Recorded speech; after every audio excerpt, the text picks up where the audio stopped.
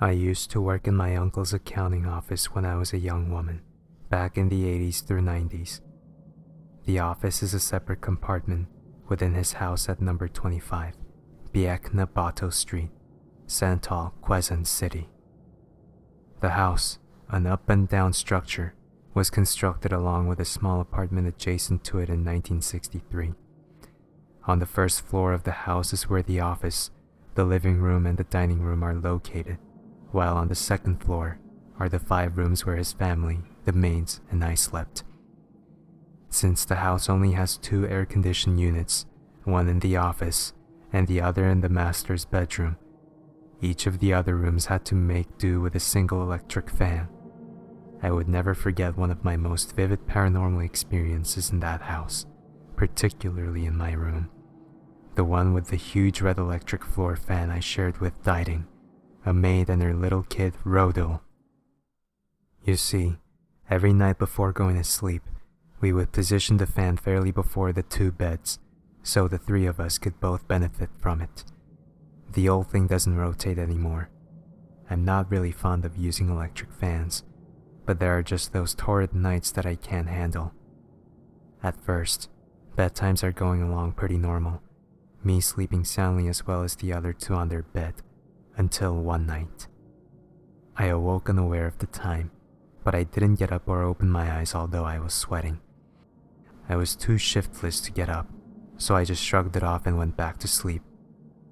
Unfortunately, that wasn't the last night I felt it. A couple of nights passed and still, I would be aroused from sleep sweating on my bed. The weird thing is, we would always see it in its normal position, facing us, before going to bed. But still, I would wake up in the middle of the night sweating like a pig. Okay, this is too much, I thought that time. They've, Diding and Rodel, been keeping the fan to themselves every night. I ought to talk to them about it in no time. The next morning, I went down headed to the kitchen for some breakfast. As I was approaching the door, I couldn't help overhearing Diding talking to the cook. Francie's not sharing the fan with us.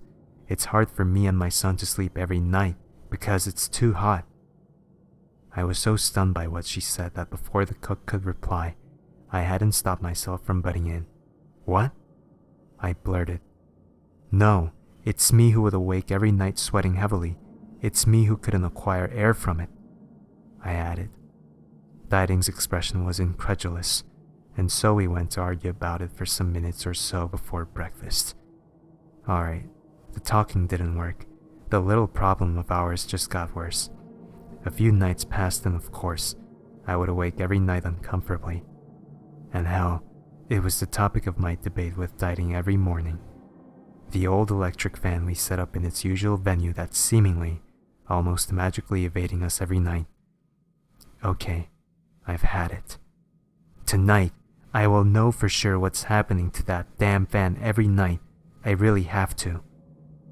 I will wake up and see to it that they're having the fan to themselves. I'd shake them up to consciousness just to prove to them, I thought. So I played it like we normally do before going to sleep. Diding placed the fan nearest to them. I lied awake for some time until I casually dozed off. But it wasn't too long before I'm back on my senses again. I didn't know what time it was. Of course, I can feel nothing from the fan. As I was lying in bed with my eyes still closed, I thought to myself, this is it. I will know for sure who's really using the fan. I will see it with my own eyes. And sure that I knew and saw what was really going on. As I slowly opened my eyes, I could see that it was very dark, but the moonlight coming from the window shooed away some darkness and illuminated some portion of the room. I looked at where the electric fan should be. It wasn't there. Instead, the fan is in the other end of the room near the door, but I wasn't more surprised finding it far from us than seeing the little girl kneeling in front of the electric fan. And I assure you that I wasn't dreaming, delusional, or imagining at that time. I am very much awake. I was so psyched by the sight that up to this day, I still can clearly picture how that girl looked like, yet I didn't get up or anything. Do you think I had the strength to? I lied on my bed with my eyes wide open. She couldn't have been more than 5 years old. She had tan skin and about shoulder-length bob hair. What had struck me most was her clothes. She's wearing a white puffed sleeve dress with a red pinafore on top, similar to the dress Alice wore in Alice in Wonderland. Goodness Lord. Thankfully, she didn't see me staring at her, for she was too preoccupied. Rather, enjoying the fan between us, her very black hair flowing away from her face, her hands and legs flat on the ground. Heavens, I wouldn't know what to do if she met my gaze. Then a weird feeling overtook me. I suddenly felt so sleepy, like I was hypnotized and couldn't help myself from falling back to sleep. My eyes immediately shut close. The next day, I never told anyone about it, like I never tell anyone all about my other strange experiences in that house. Apparently, the yanking of the fan in the middle of the night ceased. No more arguments were said and the case was forgotten. But still, I never uttered a single word to anyone about what happened after witnessing the truth I so wished to see.